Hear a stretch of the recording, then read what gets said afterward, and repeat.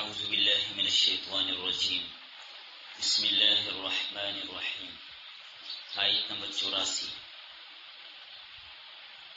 وَإِلَى مَدْيَنَ أَخَاهُمْ شُعَيْبًا اور مدین کی طرف ان کے بھائی شعیب علیہ السلام کو بھیجا۔ قال فرمایا انہوں نے یا قوم اعبدوا اللہ اے میری قوم عبادت کرو اللہ کی، ما لکم من الہ غیر نہیں ہے تمہارے لیے کوئی معبود اس کے سوا، ولا تنقصوا المکیال والمیزان اور نہ کمی کرو ناپ اور تول میں، انی اراکم بخیر بے شک میں دیکھتا ہوں تم کو خیر کے ساتھ، وانی اخاف علیکم اور بے شک میں خوف کھاتا ہوں تم پر، عذاب یوم محیط گرنے والے دن کے عذاب کا۔ ویا قومی اور اے میری قوم، اوفوا المکیال والمیزان بالقسط پورا کرو ناپ اور تول کو انصاف کے ساتھ۔ اے میری قوم پورا کرو ناپ اور تول کو انصاف کے ساتھ۔ ولا تبخسوا الناس اشیاءهم اور کم نہ دو لوگوں کو ان کی چیزیں، صحیح وزن کر کے دو، کم نہ کرو۔ ولا تعثوا فی الارض مفسدین اور نہ پھرو زمین میں فساد مچاتے ہوئے، زمین میں فساد مچاتے ہوئے نہ پھرو، فساد نہ کرو۔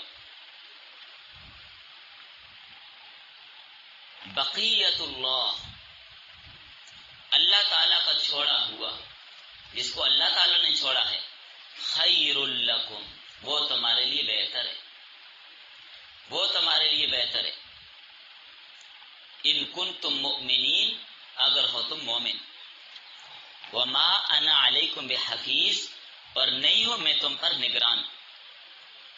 قالو کہا انہوں نے یا شعیب اے شعیب علیہ السلام، الصلاۃ تأمرک کیا تیری نماز تجھے یہ حکم دیتی ہے، ان نترک ما یعبد آباؤنا تاکہ ہم چھوڑ دیں ان کو جن کی عبادت کرتے تھے ہمارے باپ دادا،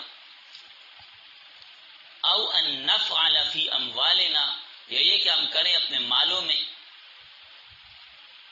ما نشاء جو ہم چاہیں، ہمارا مال ہے ہم جو چاہیں، آپ ہمیں سے کیوں روکتے ہیں۔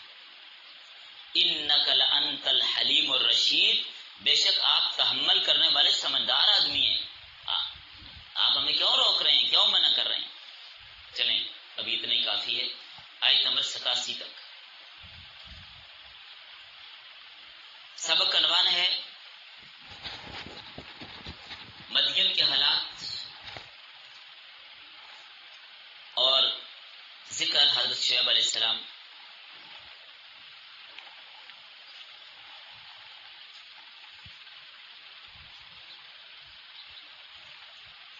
سبق کا ربط لکھیے پہلے۔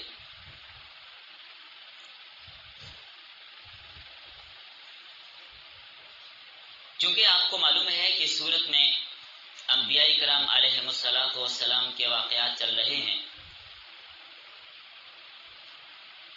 جیسے سے قبل نوح علیہ السلام، ہود علیہ السلام، صالح علیہ السلام، لوط علیہ السلام اور ان کی قوموں کے حالات بیان ہوئے اور ان کی تبلیغ کا تذکرہ کیا، قوم کے نہ ماننے کا اور ان کے رد عمل کا ذکر بھی کیا، پھر نہ ماننے پر کیسے دردناک عذاب میں مبتلا ہو کر ہلاک و برباد ہوئے اس کا تذکرہ بھی کیا۔ تو اسی سلسلے کی کڑی حضرت شعیب علیہ السلام کا تذکرہ بھی ہے۔ تو اب حضرت شعیب علیہ السلام کا ذکر کیا جا رہا ہے۔ اس کے علاوہ سورۃ الاعراف میں بھی حضرت شعیب علیہ السلام کا ذکر آپ نے پڑھ لیا ہے، سورۃ الشعراء میں بھی آئے گا اور بعد دوسری صورتوں میں بھی حضرت شعیب کے واقعات موجود ہیں۔ فرمایا وَإِلَىٰ مَدْيَنَ أَخَاهُمْ شُعَيْبًا مدین کی طرف ہم نے ان کے بھائی شعیب علیہ السلام کو بھیجا، انہیں رسول بنا کر بھیجا، کیونکہ عطف اس کا بھی پیچھے نوح علیہ السلام کے واقعہ کا جو ابتدائی لفظ تھا وَلَقَدْ أَرْسَلْنَا اسی پر ہے کہ ہم نے مدین کی طرف حضرت شعیب علیہ السلام کو رسول بنا کر بھیجا۔ مدین حجاز سے شمال مغرب اور فلسطین سے جنوب کی طرف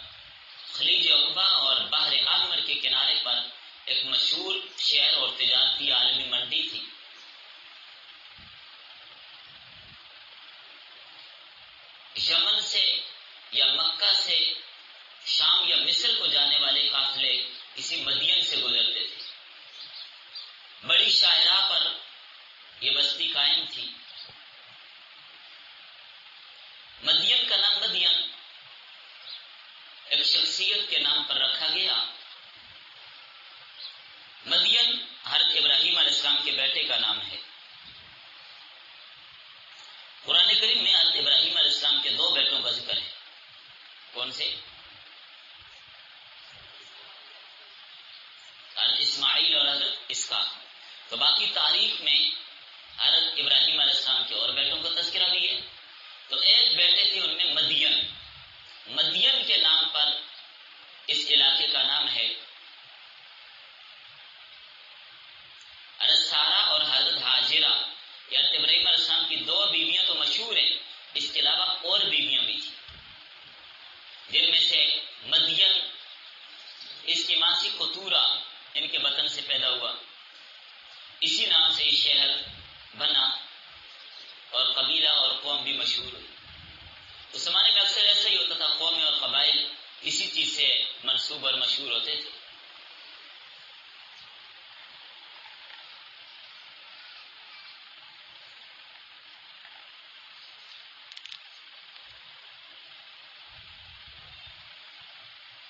مدین کے علاوہ مدائن کا ذکر بھی آتا ہے تاریخی کتابوں میں کہ حضرت ابراہیم علیہ السلام کے ایک بیٹے کا نام مدائن بھی تھا.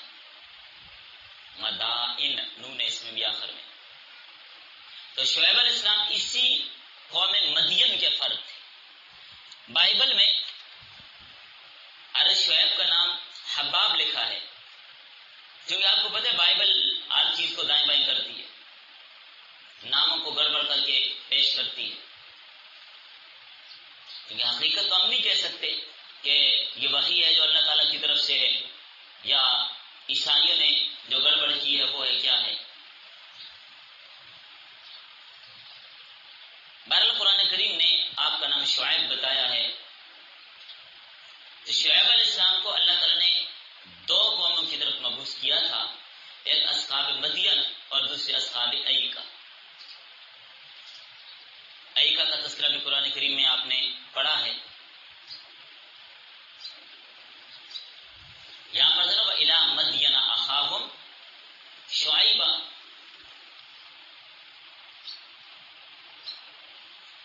بھائی کیوں کہا؟ اسی قوم کے فرد تھے، اس کے رہنے والے تھے. تو میں نے ابھی عرض کیا کہ اکثر علاقوں میں ایسے ہی ہے، جیسے گجر خان قوم کے نام پر سارا علاقہ بن گیا، گجراں والا کسی سے بن گیا، دکھڑ بھی ایک قوم ہے جس سے پورا ایک علاقہ بن گیا. یہ آپ کے ساتھ ہی. تو بعض جگہوں کے نام کسی آدمی کے نام پر، ہری پور ایبٹ آباد ایبٹ سنگھ کے نام پر رکھ دیا گیا. تو اسی ترتیب سے اس طرح نام رکھے جاتے تھے زمانے قدیم میں بھی.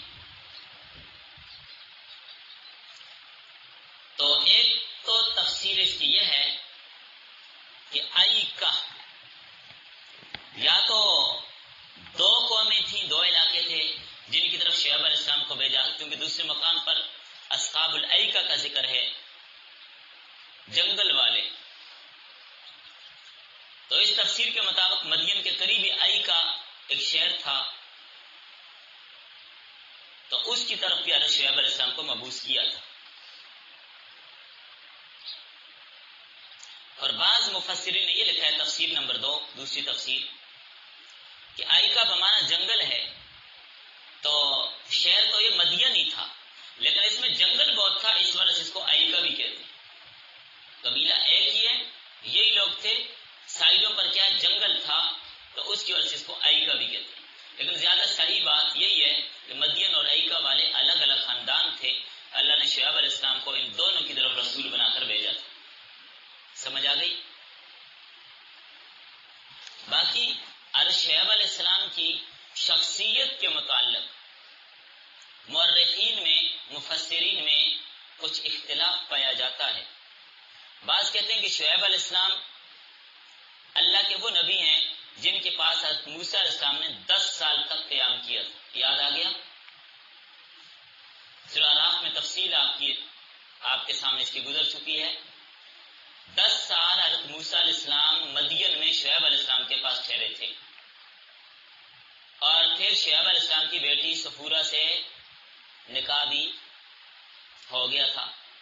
یہ جو دو بچیاں جو پانی پلا رہی تھیں جانوروں کو، لوگ پلا رہے تھے، یہ سائڈ پہ کھڑی تھیں، تو لوگ پانی پلا کر کنویں کو ڈھانپ کے چلے گئے. تو موسیٰ علیہ السلام وہیں سے مصر سے مدین پہنچے تھے فرعون سے بھاگ کر. تو انہوں نے دیکھا یہاں پر بھی وہی ظلم ہو رہا ہے، تو انہوں نے کیا کیا، وہ بچیاں سائڈ پہ کھڑی ہیں، تو انہوں نے کنویں سے پتھر اٹھا کر ان کی بکریوں کو پانی پلا دیا. اور انہوں نے جا کر گھر میں اپنے باپ سے بات کر دی. تو باپ نے کہا بلاؤ اسے. تو ان میں سے ایک بیٹی آئی، آ کر موسیٰ علیہ السلام کو بلا کر لے گئی. تو اس نے راستے سے آتے جاتے موسیٰ علیہ السلام کو پڑھ لیا، سمجھ لیا، اپنے باپ سے کہا کہ ہمیں ملازم کی ضرورت ہے، اس سے بہترین آدمی اور کوئی نہیں ہو سکتا. اس لیے کہ امانت دار بھی ہے اور طاقتور بھی ہے. امانت داری اس نے راستے میں دیکھ لی تھی، اور طاقتور بھی ہے، وہ بھی دیکھ لیا تھا کہ اکیلا جس پتھر کو کئی لوگ مل کر رکھتے ہیں اور اٹھاتے ہیں، اس بندے نے اکیلا اٹھا دیا. اس لیے نبی کی جو طاقت ہوتی ہے اس کا مقابلہ کوئی بھی نہیں کر سکتا. تو وہ تفسیر آپ نے وہاں پر تفصیلاً بات پڑھ لی ہے. تو اس سے معلوم ہوا کہ ملازم ایسے ہی آدمی کو رکھا جاتا ہے جو طاقتور بھی اور امانت دار بھی ہو. امانت دار نہ ہو تب بھی خیانت کر کے گڑبڑ کر دے گا، اور طاقتور نہ ہو تب بھی کام نہیں کر سکے گا. آگئی بات سمجھ؟ تو بہرحال اختلاف ہے اس میں. تاہم بعض کہتے ہیں کہ جن کی خدمت میں موسیٰ علیہ السلام رہے تھے وہ خود شعیب علیہ السلام نہیں تھے، بلکہ آپ کے بھتیجے یا بانجے تھے. لیکن مشہور یہی ہے کہ آپ شعیب علیہ السلام ہی تھے جو اللہ کے برگزیدہ نبی تھے. تو موسیٰ علیہ السلام مصر سے نکل کر جس مقام پر آ کر کنویں پر بیٹھے تھے اور آپ نے شعیب علیہ السلام کے جانوروں کو پانی پلایا تھا، ابتدا میں اسے مقدس مقام خیال کیا جاتا تھا.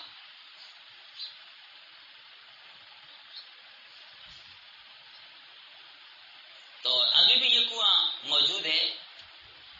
حضرات جو جاتے ہیں سیاحت کے لیے اس مقام سے گزرتے ہیں، اس کنویں کو دیکھتے ہیں، وہاں سے ہو کر جاتے ہیں. اس کے علاوہ اور بھی بہت سارے تاریخی مقامات ان علاقوں میں موجود ہیں.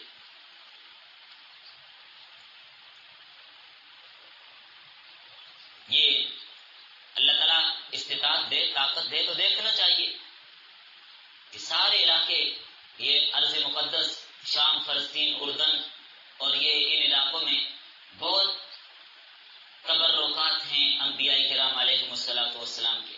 طول بھی ادھر ہی ہے. تو جس کو اللہ تعالیٰ نے استطاعت دی ہے سیر و سیاحت کے لیے، مری اور گلگت کے سفر کرنے کے لیے ان علاقوں میں جائے، ان کو دیکھے. خواہش تو بڑی ہے اللہ تعالیٰ کو یہ اسباب پیدا کر دیں، ان چیزوں کو دیکھنا چاہیے، ان مقدس مقامات کو دیکھنا چاہیے. تو بہرحال فرمایا ہم نے شعیب علیہ السلام کو مدین کی طرف رسول بنا کر بھیجا. تو باقی انبیاء علیہ السلام کی طرح آپ کی تبلیغ کا مرکزی نقطہ بھی دعوت الی التوحید تھا. قال یا قوم اعبدوا اللہ، انہوں نے بھی کیا کہا ہے میری قوم اللہ کی عبادت کرو. ما لکم من الہ غیرہ، اللہ کے علاوہ تمہارا کوئی معبود، کوئی خالق نہیں ہے. قادر مطلق صرف اللہ، تو عبادت بھی اس کی کرو، اس کے علاوہ کسی کی عبادت نہ کرو. اللہ کے علاوہ کسی کی عبادت کرنا حرام ہے. اگلی آیت میں قوم کا جواب بھی آ رہا ہے کہ انہوں نے شعیب علیہ السلام کی خیرخواہی کا جواب کس انداز سے دیا. پیغمبر تو خیرخواہی چاہتا کہ عذاب جہنم سے بچ جائیں، ذلتوں سے اور جہنم میں رگڑ دینے سے بچ جائیں، لیکن قوم والے بھی عجیب تھے. بہرحال اس واقعہ میں حضور صلی اللہ علیہ وسلم اور آپ کے ماننے والوں کے لیے تسلی بھی ہے، اور دوسری طرف توحید کو آگے بڑھانے کے لیے حوصلہ افزائی بھی ہے. شرک کی بیماریاں ساری قوموں میں جاری رہی ہیں، چلتی رہی ہیں، آج بھی دنیا کے اکثر علاقوں میں شرک ہو رہے ہیں.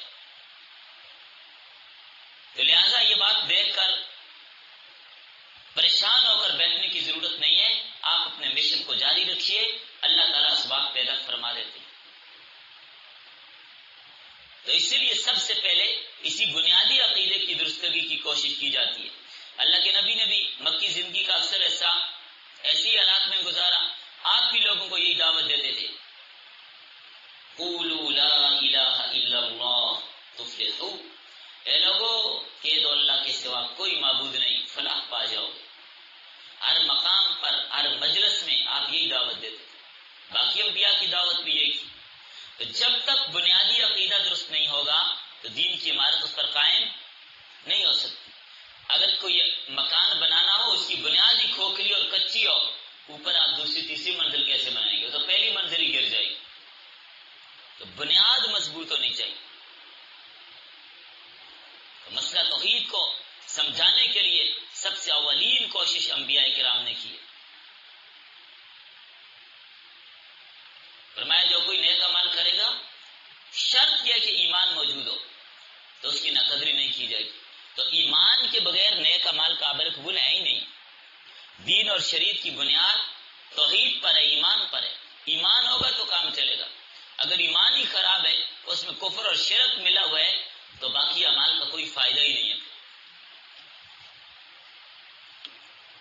قوم شعیب کی بیماری کیا تھی؟ میں نے عرض کیا کہ ہر قوم میں شرک کے ساتھ ساتھ کچھ اخلاقی بیماریاں بھی تھیں، کچھ اخلاقی بیماریاں بھی پائی جاتی تھی۔ تو ان کے اندر بھی اخلاقی بیماریاں پائی جاتی تھی۔ اخلاقی بیماری ان میں کیا تھی؟ ناپ تول میں کمی کرنا۔ اللہ کے نبی نے ایک طرف تو شرک اور کفر کی بیماری سے ان کو روکا، منع کیا، توحید سمجھائی، دوسری طرف ان کو تجارت میں بد اخلاقی سے بھی منع کیا، کم تولنے سے بھی منع کیا۔ آپ نے واضح طور پر ان کو صاف صاف کہہ دیا کہ لین دین میں بندوں کے حقوق کا معاملہ ہے، خیال رکھو، اس کا پورا کرو، ترازو پوری تولو، اس میں کمی نہ کرو، لوگوں کی حق تلفی نہ کرو، ورنہ یہ برے نتیجے کا سبب بن سکتی ہے۔ اور ایسی برائی کو اللہ بھی اس وقت تک معاف نہیں کرتے جب تک بندہ معاف نہ کرے جس کی حق تلفی کی ہے۔ حضرت شعیب علیہ السلام نے قوم کو کیا فرمایا؟ وَلَا تَنْقُصُوا الْمِكْيَالَ وَالْمِيزَانَ، اے لوگو ناپ تول میں کمی نہ کرو، تجارتی لین دین میں ڈنڈی نہ مارو۔ اللہ کے رسول صلی اللہ علیہ وسلم بازار تشریف لے گئے، تاجروں کو خطاب کرتے ہوئے فرمایا یا معشر التجار، اے تاجروں کی جماعت، قد بلیتم امرین ہلکت فیہ الامم، اے تاجروں کی گروہ، تمہیں دو چیزوں کا ذمہ دار بنایا گیا ہے جن کی وجہ سے پہلی قومیں تباہ ہوئی ہیں۔ وہ دو چیزیں کیا ہیں؟ الکیل والمیزان، ناپ اور تول۔ بعض چیزیں ناپی جاتی ہیں نا، کپڑا دیکھیں گز کے ساتھ کیا کیا جاتا ہے؟ پیمائش کی جاتی ہے۔ اور بعض چیزوں کو سا ہوتا ہے، اس کے اندر ڈال کر ناپا جاتا ہے، جیسے لیٹر ہوتا ہے اس کے اندر دودھ، پانی یا آئل وغیرہ، ان چیزوں کو ناپا جاتا ہے۔ تو بعض چیزوں کو ترازو پہ تولا جاتا ہے، دونوں چیزوں کو الگ الگ ذکر کیا۔ تو اللہ کے نبی نے جمع کا صیغہ فرمایا، جس کا مطلب یہ ہے کہ قوم شعیب سے پہلے بھی کئی قومیں ناپ تول میں کمی کی بیماری میں مبتلا تھی۔ صرف متففین میں یہی بات سمجھائی گئی ہے کہ ناپ تول میں کمی کرنے والوں کے لیے ہلاکت اور بربادی ہے۔ ویل للمطففین، بربادی ان لوگوں کے لیے جو ناپ تول میں کمی کرتے ہیں۔ اور سورۃ الرحمن میں کیا فرمایا؟ اللہ تطغوا فی المیزان، ناپ تول میں کمی نہ کرو۔ واقیموا الوزن بالقسط ولا تخسروا المیزان، واقیموا الوزن بالقسط، انصاف کے ساتھ وزن کو قائم کرو، ترازو انصاف کے ساتھ قائم کرو، اس میں ڈنڈی نہ مارو، ترازو میں کمی نہ کرو، برابر تولو۔ خود اللہ کے نبی نے جب کسی کو کوئی چیز دی تو لینے والے کو آپ فرماتے زین ورجہ، وزن کر، کچھ زیادہ کر، کمی نہ کر، ترازو کو جھکتا ہوا تولیے۔ ماپ تول میں کمی کی بیماری اس زمانے میں نہیں تھی، آج بھی ہے کہ نہیں ہے؟ بعض دکان والے کوئی چیز تول رہے ہوتے، سبزیوں والے، پھل والے،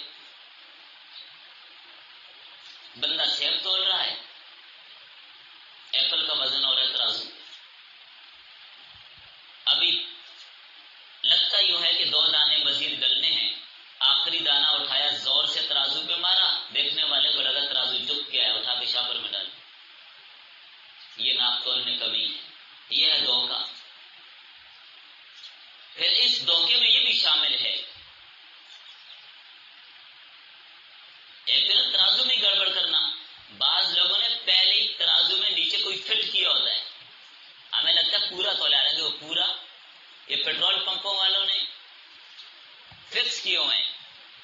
100 میں اتنی کٹوتی ہم کریں گے، جو 500 کا ڈالا اتنا کٹے گا. اوپر تو سامنے آ رہے ہیں لیکن اندر انہوں نے کانٹے میں گڑبڑ کی ہوئی. کمپیوٹر کانٹے میں گڑبڑ زیادہ ہوتی آ رہی ہے سمجھ. تو یہ ناپ تول میں کمی ہے ساری. لوگ بجلی چوری کر جاتے ہیں، یہ ناپ تول میں کمی ہے. بھائی آپ نے جتنی بجلی استعمال کی میٹر پر اتنی ہی آنے دیجیے. اگر میٹر کو بند کر دیں گے، بال سے ڈائریکٹ تار لگا دیں گے، دائیں بائیں سے لگائیں، چوری ہوگی، حرام ہوگا، ناپ تول میں کمی ہوگی.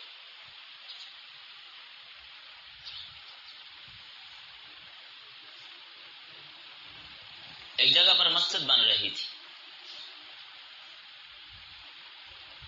مسجد کے پانی کے لیے موٹر چلانے کے لیے ڈائریکٹ تار لگی ہوئی ہے، میٹر کے باہر چوری ہو رہی ہے. میں نے خود دیکھا. محرم کے 10 محرم کو جو جلوس ہوتے ہیں، ساری بجلی کدھر سے آتی ہے؟ کبھی دیکھا کسی نے؟ خود واپڈا والے باہر ڈائریکٹ تاروں سے لائٹیں لگا لگا کے پوری سڑک پر لائٹیں لگا کے دیتے ہیں. پورے پاکستان میں جو کروڑوں کی بجلی ضائع ہوتی ہے، اس کا ذمہ دار کون ہے؟ 10 محرم کی بات کر رہا ہوں. یہ سب چوری ہے. کمی بھی کر رہے ہیں، پیسے اس حساب سے لگا رہے ہیں، لینے کے بعد اور دینے کے بعد اور. کپڑا ماپتے ہیں کھینچ کر، بعض کپڑا لچک والا تو اس کو کھینچ کر ناپ لیتے ہیں. گاہک جب کپڑا سینے کے لیے صاف کرتا ہے، وہ 20 انچ کے بجائے 15 انچ ہوتا ہے. آ رہی ہے سمجھ؟ یہ سراسر حرام کام ہے. اس طرح کے دھوکے کی کمائی کیا ہے؟ حرام نہیں، قطعی حرام ہے. اس قسم کا حرام مال بے برکت ہوتا ہے، حرام کاموں میں ہی صرف ہوتا ہے. وہ یا تو وہ حرام مال کدھر جاتا ہے؟ معاشرے میں جو غلط رسومات لوگ اپنائے ہوئے نا، ان رسومات کی نظر ہو جاتی. شادی کی ہندگوں والی رسمیں ہو رہی ہیں، وہ حرام مال پھر ادھر ان پہ لگتا ہے. ایسے ہی ہوتا ہے، ضائع ہو جاتا ہے، وہ بچتا نہیں ہے. عیش عشرت کے کاموں میں، عیاشیاں کرنے میں ضائع ہو جاتے ہیں، بیماریوں پہ لگ جاتے ہیں، جھوٹے مقدمے ہو جاتے ہیں، لاکھوں ادھر اڑ جاتے ہیں. تو بہرحال یہ بچتا نہیں ہے حرام مال. تو ماپ تول میں کمی کی بیماری مہلک بیماری ہے، جس سے شعیب علیہ السلام کی قوم پر عذاب آ گیا تھا. آج شکر کرو اللہ کے رسول کی دعا کی وجہ سے بچے ہو، ورنہ قوم شعیب کے اندر ایک ناپ تول کی کمی کی بیماری تھی.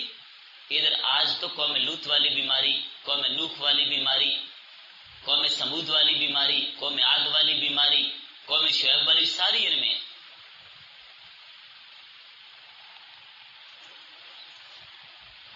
اللہ کے رسول صلی اللہ علیہ وسلم نے فرمایا، آتی کل ذی حق حقہ، ہر حقدار کو اس کا حق ادا کرو. یہ بڑا سخت مسئلہ ہے. اللہ تعالیٰ اگر چاہے گا تو توبہ کرنے سے کوئی گناہ معاف کر دے گا، لیکن حقوق العباد کی معافی اس وقت تک نہیں ہوگی جب تک صاحب حق خود معاف نہیں کرے گا. ایک دکاندار ہے، روزانہ بازار میں سینکڑوں لوگوں کو چیز تول کر بیچتے.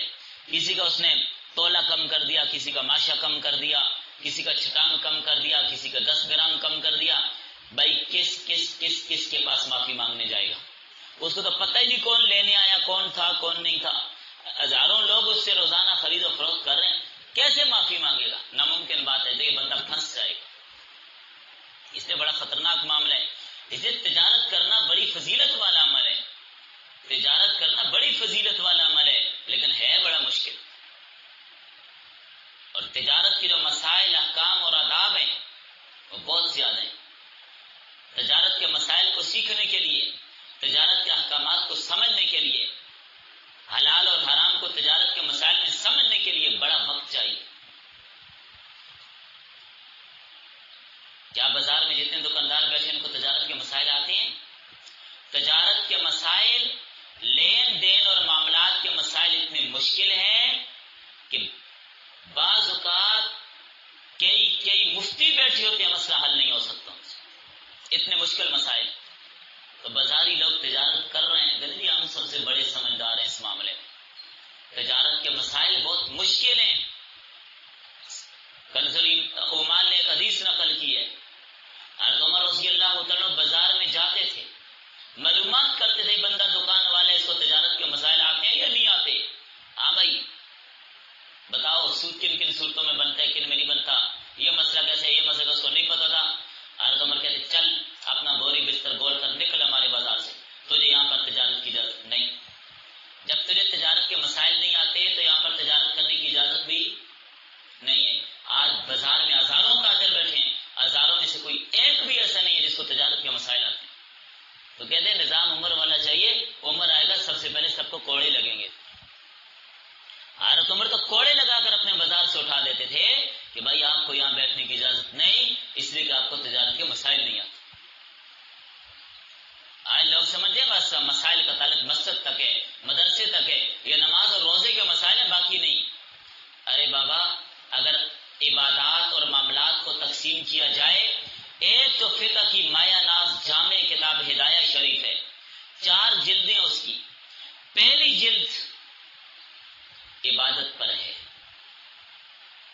پہلی جلد عبادت پر ہے، اگلی 3 جلدیں ساری معاملات پر ہیں. اتنے مشکل مسائل ہیں تجارت کے، لین دین کے، بے اور شراء کے بہت مشکل مسائل. طالب علم بیچارے کسی امتحان سے اتنا نہیں ڈرتے، بخاری کے پیپر میں بھی اتنا نہیں ڈرتے جتنا وہ ہدایہ کے پیپر میں ڈرتے.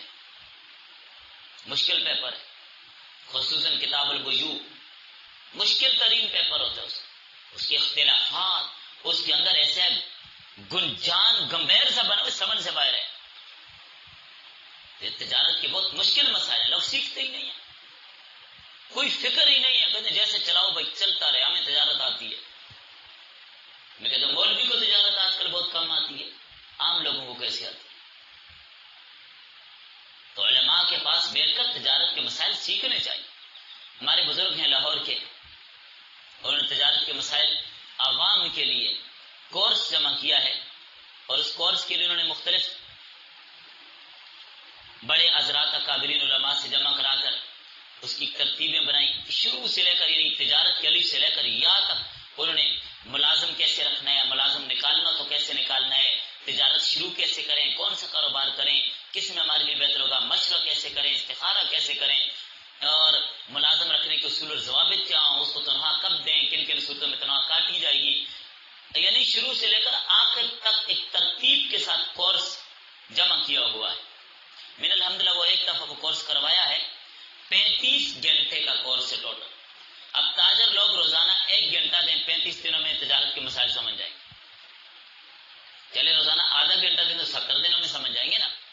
لیکن ٹائم تو دیں، ٹائم کون دیتے؟ ٹائم ہی نہیں دیتے، وقت نہیں دیتے. ان کی بہت بڑی محنت ہے اس حوالے سے، پورے پاکستان کے سفر انہوں نے اس کے لیے کیے، اور مختلف اپنی ٹیم انہوں نے تیار کی. اب یہ کورس وہی کروا سکتا ہے جو ان کی ٹیم کا ممبر اور حصہ ہے، اور اس کو ترتیب بتائی ہوئی انہوں نے. تو ابھی پچھلے ہفتے بھی ہمارا مشورہ ہو رہا تھا،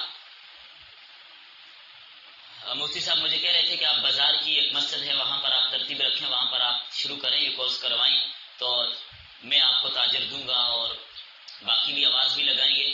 تو بہرحال آن لائن بھی ہو سکتا ہے، لیکن تاجر لوگ وقت ہی نہیں دیتے، مسائل سیکھتے ہی نہیں ہیں، فکر ہی نہیں ہونے. تجارت کے مسائل بڑے مشکل مسائل، ان کا سیکھنا بہت ضروری ہے، ورنہ گڑبڑ ہوگی، ورنہ حلال میں حرام آئے گا. تو چلے بات لمبی ہو رہی ہے. حقوق العباد کی معافی کا معاملہ بڑا مشکل ہے جب تک صاحب آپ خود معاف نہیں کر. اللہ کے رسول صلی اللہ علیہ وسلم وفات سے چند دن پہلے ممبر پر تشریف لائے، غالباً یہ آپ کے ممبر پر آنے کا آخری واقعہ، اپنی زندگی میں آخری باز تھا. فضل بن عباس کے کندھے پر ہاتھ رکھ کر فرمایا، اے لوگو، اگر کسی نے مجھ سے کوئی حق یعنی کوئی درہم دینار لینا ہے تو آج لے لو، کیونکہ قیامت کے دن معاملہ بڑا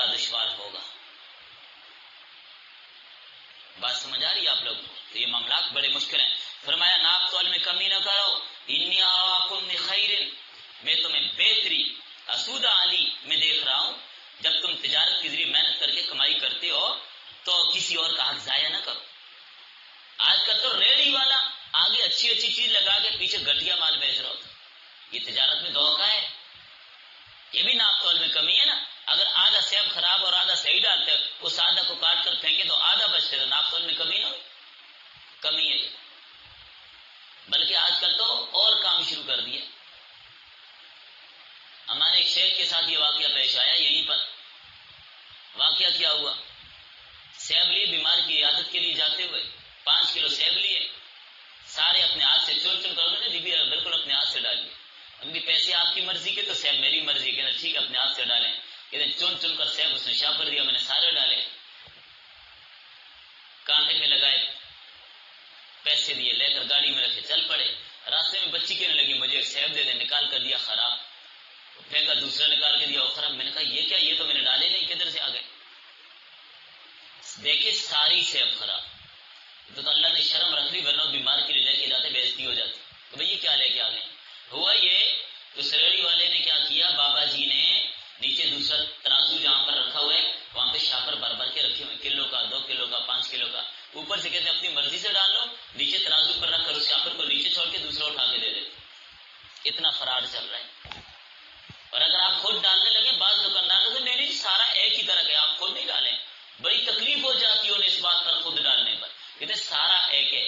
تو جناب والا جب سارا ایک ہے تو میں بھی اس سارے ایک میں سے میں بھی ڈال رہا ہوں نا، میں کوئی باہر سے ڈال رہا ہوں۔ جب سارا ایک ہے تو آپ ڈالنے کیوں نہیں دے رہے؟ معلوم جب آپ ڈالنے نہیں دے رہے، گاہک کو خود نہیں ڈالنے دے رہے تو سارا ایک نہیں ہے۔ اگر سارا ایک ہو تو خود ڈالنے دو، یہ ناپ تول میں کمی ہے۔ دوبارہ فرمایا وَإِنِّي أَخَافُ عَلَيْكُمْ عَذَابَ يَوْمٍ مُحِيطٍ، میں ڈرتا ہوں تم پر گھیرنے والے عذاب سے، مجھے ڈر ہے قیامت والے دن تم پر ایسا عذاب آ جائے جس سے نکلنا بھی مشکل ہوگا۔ کسی کی تلفی ایسی بری چیز ہے کہ اس کی وجہ سے انسان دائمی عذاب میں مبتلا ہوتا ہے، اس لیے وَيْلٌ لِّلْمُطَفِّفِينَ، کم ناپنے اور تولنے والوں کے لیے ہلاکت ہے، ویل جہنم کی ایک وادی ہے، ناپ تول میں کمی کرنے والوں کے لیے جہنم کی وادی ہے۔ پوری سورہ مطففین اس پر نازل کی گئی، جہنم کی آگ ہے۔ ایسے لوگوں کی عادت یہ ہوتی ہے جب دوسروں سے لیتے ہیں تو پورا لیتے ہیں اور جب آگے دیتے ہیں تو کم دیتے ہیں، اور ایسا ہی آج کل ہو رہا ہے۔ فرمایا شعیب علیہ السلام نے قوم کو خطاب کر کے وَيَا قَوْمِ أَوْفُوا الْمِكْيَالَ وَالْمِيزَانَ بِالْقِسْطِ، اے میری قوم کے لوگوں پورا کرو ناپ اور تول کو انصاف کے ساتھ، کسی پر ظلم اور زیادتی نہ کرو۔ وَلَا تَبْخَسُوا النَّاسَ أَشْيَاءَهُمْ، نہ کمی کرو لوگوں کی چیزوں میں، وَلَا تَعْثَوْا فِي الْأَرْضِ مُفْسِدِينَ، اور زمین میں فساد برپا نہ کرو۔ شرک، کفر، بدعات، رسومات، ناپ تول میں کمی، لوگوں کے حقوق ضائع کرنا، یہ سب زمین میں فساد ہے۔ قانون شریعت کی پابندی نہ کرنا، ناپ تول میں کمی کرنا، سب فساد ہے۔ حرام خوری کرنا، رشوتیں لینا، سود کھانا، فضول رسومات میں چلنا، ان پر پیسہ اڑانا، چوری، ڈاکے، دنگا فساد، قتل و غارت کری، سب فساد کا باعث۔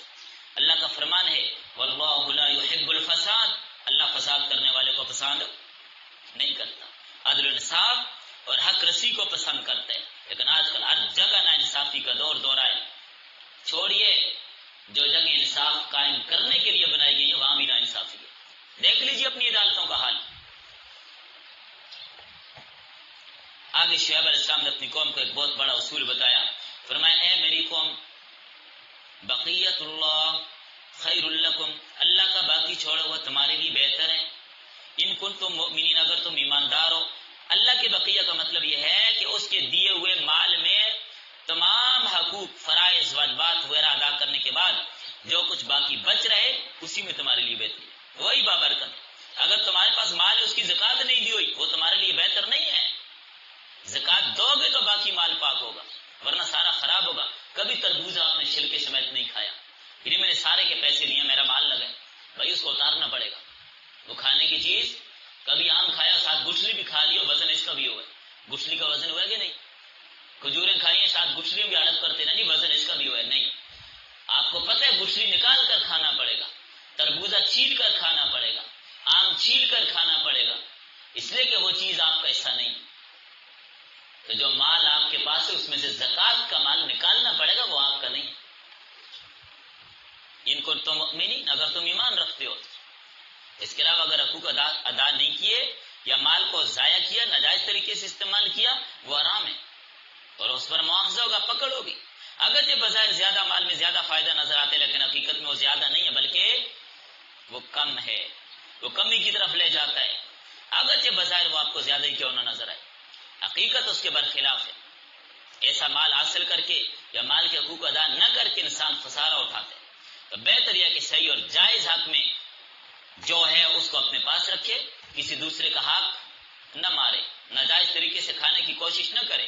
اگر کوئی آدمی زکوٰۃ ادا نہیں کرتا، قربانی نہیں کرتا، صدقہ فطر ادا نہیں کرتا، یتیموں مسکینوں غریبوں کا حق ادا نہیں کرتا، تو اس کے پاس جتنا مال بھی اس کی برکت کوئی نہیں، ختم ہو جانے سے۔ فرمایا وما انا علیکم بحفیظ، میں تم پر نگہبان نہیں ہوں، میں بس نصیحت کرتا ہوں، باقی یہ نہیں کہ میں تمہیں ہاتھ سے پکڑ کر روکتا رہوں، یہ کام میرا نہیں ہے۔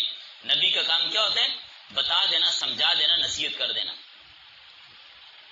اور یاد رکھیے گا، ایک لقمہ حرام کھا لے تو 40 دن تک دعا قبول نہیں ہوتی۔ مسلم شریف کے اندر روایت آتی ہے، اللہ کے نبی نے فرمایا لوگ دور دراز سے حج کے لیے جاتے ہیں، سر پراگندہ، پاؤں کا بار آلودہ ہوتے ہیں، تکلیف اٹھا کر کعبۃ اللہ پہنچتے ہیں، کعبے کا طواف کرتے ہیں، غلاف کو پکڑ کر دعائیں کرتے ہیں، یا رب یا رب یا رب۔ فرمایا مأکلہ حرام ومشربہ حرام وملبسہ حرام، کھانا بھی حرام کا، پینا بھی حرام کا، جو کپڑے پہن کر آئے وہ بھی حرام کے، فنا یستجاب لہ، کیسے ان کی دعا قبول ہو، کیسے دعا قبول ہو۔ تو یہ قوم شعیب ڈاکے بھی ڈالتے تھے، راستوں میں بیٹھ کر لوگ سونا چاندی اور قیمتی سامان لے کر آتے، لوٹ لیتے، قافلوں کو لوٹتے تھے۔ حضرت شعیب علیہ السلام نے ان کو یہ نصیحت بھی کی، 8ویں پارے میں آپ نے پڑھا سورہ اعراف میں، وَلَا تَقْعُدُوا بِكُلِّ صِرَاطٍ تُوعِدُونَ، نہ بیٹھو ہر راستے پر کہ ڈراتے ہو تم لوگوں کو، ڈاکے ڈالتے ہو، نہ بیٹھا کرو راستوں میں، اور تصدون عن سبیل اللہ، لوگوں کو اللہ کے راستے سے روکتے ہو، یہ کام مت کیا کرو۔ آگے قوم والوں کا جواب سنیے، حضرت شعیب علیہ السلام سے کہنے لگے اے شعیب، کیا تیری نماز الصلاۃ کا تأمر کا، کیا تیری نماز تجھے یہ حکم دیتی ہے ان نترک ما یعبد آباؤنا، کہ ہم چھوڑ دیں ان کو جن کی عبادت کرتے تھے ہمارے باپ دادا، ونفعل فی اموالنا ما نشاء، اور ہم اپنے مال میں جو چاہیں جیسے چاہیں کریں کمائیں، آپ کون ہوتے ہیں ہمیں روکنے والے، ہمارا مال ہے تمہارا تو نہیں ہے۔ مذاق اڑاتے تھے آگے سے، کہنے لگے انک لانت الحلیم الرشید، آپ تو بڑے سمجھدار تحمل والے آدمی ہیں، آپ سے تو یہ امید نہیں تھی کہ آپ ہمیں یوں کریں گے، آپ ہمیں ناپ تول سے منع کر رہے ہیں، کاروبار سے منع کر رہے ہیں، آپ یہ کیا کرتے ہیں؟ تو یہ مذاق ہے آگے سے۔ یہ ایسی ہے نا جیسے کوئی کمزور آدمی کو کہے پہلوان جی آ جاؤ، کیا خیال ہے؟ یہ مذاق ہوتا ہے، یہ بھی مذاق کر رہے ہیں۔ تو انہوں نے بھی اللہ کے نبی کے ساتھ مذاق کیا، اتنے ظالم لوگ تھے۔ باقی اگلا حصہ اس کا انشاءاللہ اگلے سبق میں آئے گا، چلیں بس۔